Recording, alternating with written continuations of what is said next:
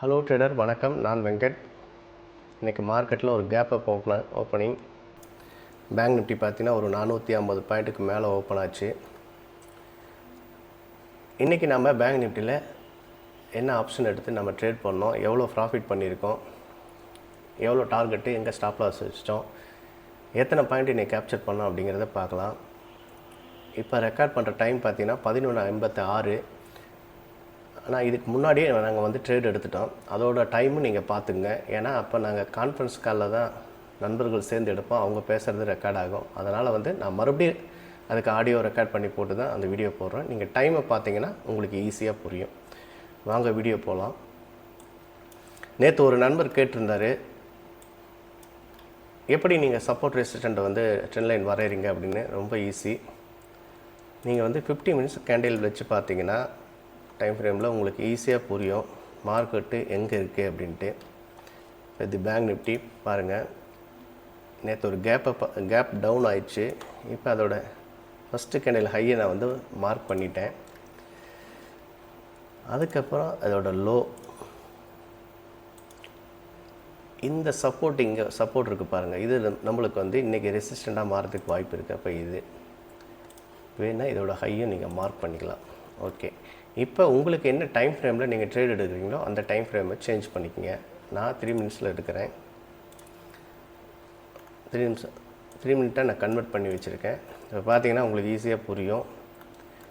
இந்த இடத்துல இன்னொரு லைன் நான் வரைஞ்சிக்கிறேன். ஏன்னா இந்த இடத்துல ஒரு ரெசிஸ்டண்ட் நேற்று இங்கே சப்போர்ட் இங்கே போகலாம். ஓகே, இப்போ நாம் இந்த இடத்துலேருந்து இதுக்குள்ளே நம்ம எப்படி ட்ரேட் எடுத்தோம் அப்படிங்கிறத பார்க்கலாம். ஏன்னா மார்க்கெட்டை ஒரு கேப் டவுனில் நேற்று ஓப்பன் ஆகி இந்த லோ வந்தான். இன்றைக்கி ஒரு கேப் டவுன் இது ஆகியிருந்தான் அப்படின்னா, இந்த இடத்துலேருந்து இங்கே வந்திருந்தான் அப்படின்னா, ஒன்று இதை உடச்சி கீழே போனான்னா இன்னும் கீழே போயிருக்கலாம், இல்லை இந்த இடத்துல ரிவர்ஸ் ஆனால் இந்த ரெசிஸ்டண்ட் வரைக்கும் வந்திருக்கலாம். ஆனால் இன்றைக்கி கேப் அப்பில் ஓப்பன் ஆனதுனால ஓப்பன்லேயே இங்கே பாருங்கள், இந்த ஃபஸ்ட்டு கேண்டில் நேற்றோட ஃபஸ்ட்டு கேண்டலோட ஹை இந்த ரெசிஸ்டண்ட்டுக்கு போயிட்டு கரெக்டாக அந்த விக்கு இங்கேருந்து மார்க்கெட்டு மறுபடியும் ரிவர்ஸ் ஆகி இது வரைக்கும் வந்தான். இந்த சப்போர்ட்டு வர வரைக்கும் வாய்ப்பு இருக்குது. இல்லைன்னா இந்த சப்போர்ட், இந்த கேப்பில் நாம் எப்படி ட்ரேட் எடுத்தோம், வெறும் சப்போர்ட் ரெசிஸ்டண்ட்டை மட்டும் வச்சு ட்ரேட் எடுக்க முடியுமா அப்படின்னா முடியும்.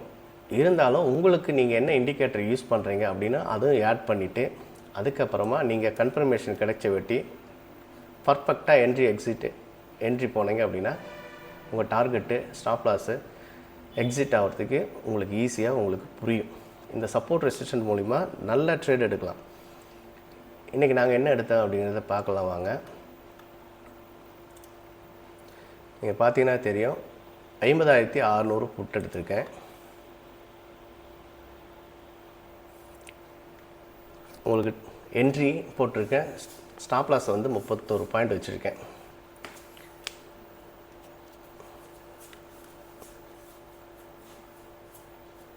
நம்ம எப்பயும் பண்ணுறது தான் 1:3, stop loss 30 point, target 90 point. இதுதான் நம்மளோட செட்டப்பு. இதை நாம் 1 லேக் கேபிட்டலுக்கு 5 லேக் பேங்க் நிஃப்டியில் 5 லேக் மட்டும் எடுத்து ட்ரேட் பண்ணியிருந்தோம் அப்படின்னா நேற்று ஒரு 7,500 ப்ராஃபிட் வந்திருக்கும். நேற்று நல்ல ஒரு பர்சன்டேஜ் நம்ம எடுத்திருக்கோம். இன்றைக்கி ஸ்டாப் லாஸ் அடித்தா பரவாயில்லை, ஒரு ட்ரேடோட நம்ம க்ளோஸ் பண்ணணும், நாளைக்கு மறுபடியும் நம்ம ட்ரேட் எடுத்துக்கலாம். இந்த கான்செப்டில் 1:3 வச்சு ட்ரேட் எடுக்கிறப்ப கண்டிப்பாக வீக்லி 20 நம்ம போட்டிருக்க மாதிரி 20% ரிட்டர்ன் 1 லேக்கு தாராளமாக எடுக்கலாம். ஆனால் எக்காரணத்தை கொண்டும் ஸ்டாப் லாஸை மாடிஃபை பண்ணணும் அவசியமே கிடையாது. ஸ்டாப் லாஸு நான் மறுபடியும் சொல்கிறேங்க, ஸ்டாப் லாஸை அடிக்கட்டும். நம்ம என்ட்ரி சரியாக இருந்தது, ஸ்டாப் லாஸ் அடிக்குது அப்படின்னா நம்ம மார்க்கெட் நம்மளுக்கு ஆப்போசிட்டாக ஒர்க் ஆகுது. அப்போ நம்ம ஒன்றும் செய்ய முடியாது, அதை நம்ம ஏற்றுக்கிட்டு தான் ஆகணும்.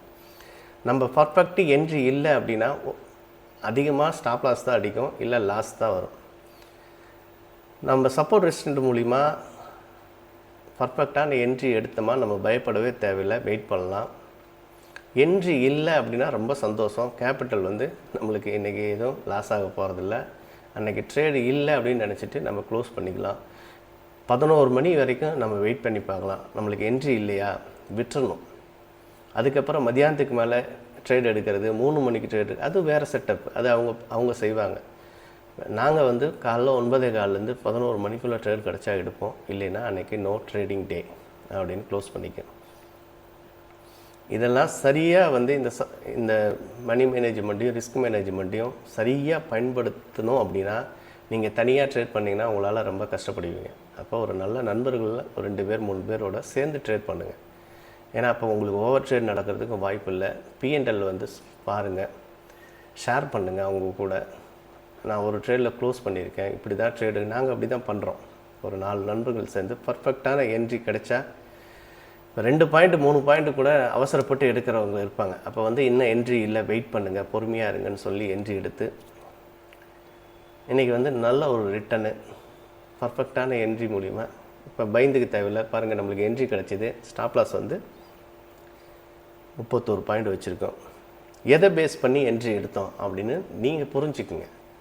நீங்கள் வந்து மார்க்கெட்டில் பேக் டெஸ்ட் பண்ணி பாருங்க, எதை பேஸ் பண்ணி என்ட்ரி எடுத்திருக்காங்க அப்படின்ட்டு. இதே ஸ்கால்பிங் மூலிமா பண்ணோம் அப்படின்னா நிறைய ட்ரேட் எடுக்கணும். கண்டிப்பாக அது நிறைய கேபிட்டல் இருக்கிறவங்களுக்கு அது சாத்தியம்.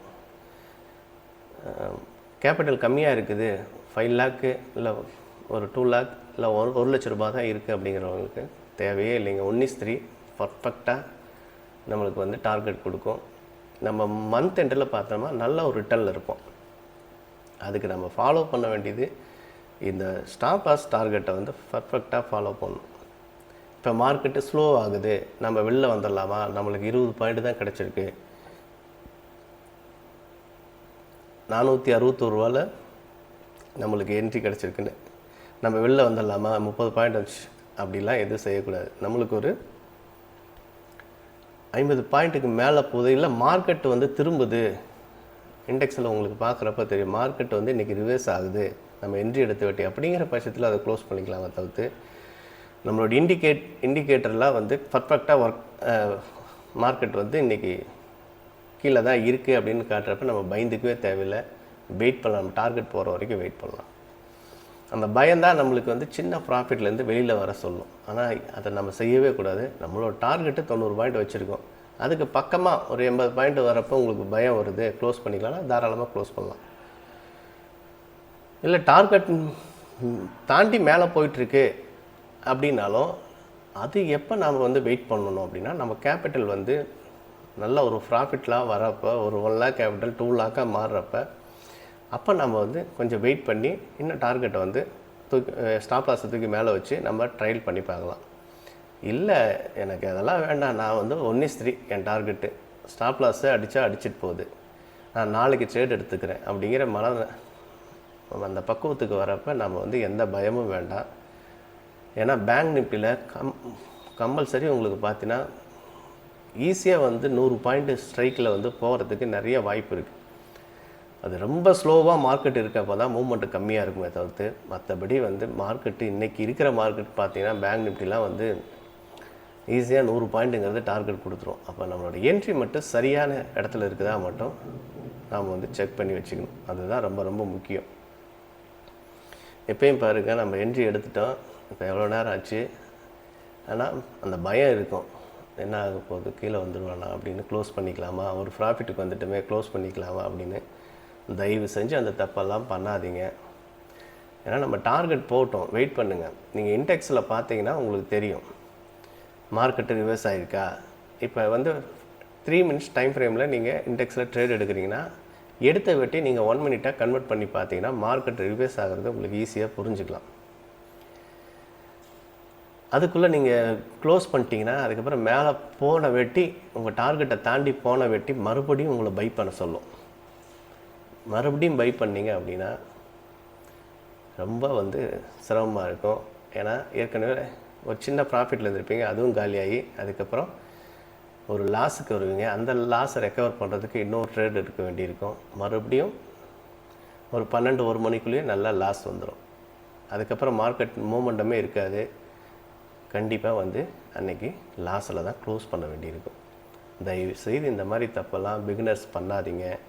1 லேக் கேபிட்டல் இருக்குங்க, இந்த மாதிரி ஒரு டிசிப்ளின் ட்ரேடுக்குள்ளே வர்றதுக்கு பாருங்கள். ஏன்னா அதோட ப்ராஃபிட் பலன் உங்களுக்கு கிடைக்கிறப்ப உங்களுக்கு புரியும் எவ்வளோ வந்து பர்ஃபெக்டாக நம்ம ட்ரேட் பண்ணுறோம் அப்படிங்கிற அந்த நிம்மதி இருக்கும். பதட்டப்பட தேவையில்லை, டென்ஷன் ஆக தேவையில்லை.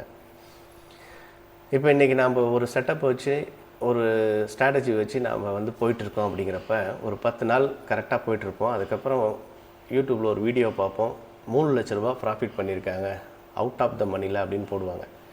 அதை பார்க்குறப்ப நம்ம மைண்ட் செட் என்ன ஆகும் அப்படின்னா, நம்ம ஸ்ட்ராட்டஜி கொஞ்சம் வேறு மாதிரி பண்ணலாமா அப்படிங்க போவோம். அந்த மாதிரி தவறெல்லாம் எதுவுமே பண்ணாதீங்க. ஒரு நல்ல ட்ரேடர் பார்த்தீங்க அப்படின்னா அவங்க ஸ்ட்ராட்டஜி எப்பயுமே மாடிஃபை பண்ண மாட்டாங்க. நம்ம டார்கெட் கொடுத்துருச்சு 100 பாயிண்ட்டு, நம்ம க்ளோஸ் பண்ணிக்கலாம் போதும்.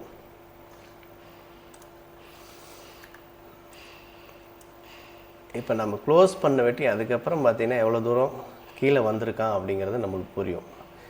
இந்த இடத்துல நம்ம க்ளோஸ் பண்ணியிருக்கோம்னு நினைக்கிறேன், இல்லை இந்த இடத்துல க்ளோஸ் பண்ணியிருப்போம். அதுக்கப்புறம் ஒரு 2 கேண்டில் வச்சுட்டு மறுபடியும் இந்த இந்த சப்போர்ட்டை வந்து உடச்சி மறுபடியும் இது வரைக்கும் வந்துட்டு இப்போ மறுபடியும் அதே சப்போர்ட்டில் போய் கன்சாலிடேட் ஆகிட்டு இருக்கான். அவ்வளோதாங்க. இந்த மூமெண்டத்துக்குள்ளே நம்ம ட்ரேடை முடிச்சுக்கிட்டோம் அப்படின்னா நம்மளுக்கு பிரச்சனையே கிடையாது. இப்போ இந்த இடத்துல பார்த்தீங்கன்னா இதுக்கப்புறம் பிரேக் அவுட் ஆகி எந்த பக்கம் ஃபாஸ்ட்டாக வைப்பான்னு நம்ம தெரியாது. அந்த இடத்துல நம்ம ட்ரேட் எடுத்து மாட்டிக்கிறப்பெல்லாம் இப்படி 1:3 எடுக்கிறப்ப உங்களுக்கு பர்ஃபெக்டான என்ட்ரி எக்ஸிட்டு இதெல்லாம் தெரிஞ்சுக்கிட்டோமா நம்ம சொன்ன மாதிரி வீக்லி 20% ரிட்டர்ன் வந்து 1 lakh கேபிட்டலுக்கு அருமையாக எடுக்க முடியும். இப்போ நாம் நேற்று ஒரு 100 பாயிண்ட் எடுத்திருக்கோம், இன்றைக்கி ஒரு 100 பாயிண்ட்டு இல்லை 90 பாயிண்ட்டில் நீங்கள் வெளில வந்திருந்தால் கூட 150 பாயிண்ட் இருக்குது. நாளைக்கு ட்ரேட் எடுக்கணுமா அப்படின்னா பர்ஃபெக்டான என்ட்ரி கிடச்சா எடுக்கலாம், இல்லைன்னா தேவையே இல்லைங்க. இன்னும் 3 நாள், இன்னும் 2 நாள் இருக்குது. இன்னும் 3 நாள் இருக்குது. நாளைக்கு எடுக்கலாம்குள்ளே இன்னும் 2 நாள் இருக்குது. ஒரு நாளில் ஸ்டாப் லாஸ் அடைச்சா கூட இன்னொரு நாள் ப்ராஃபிட் கொடுத்தா கூட நம்ம வந்து அந்த 20% ரிட்டர்னுக்கு வந்துடும். பொறுமையாக இருங்க.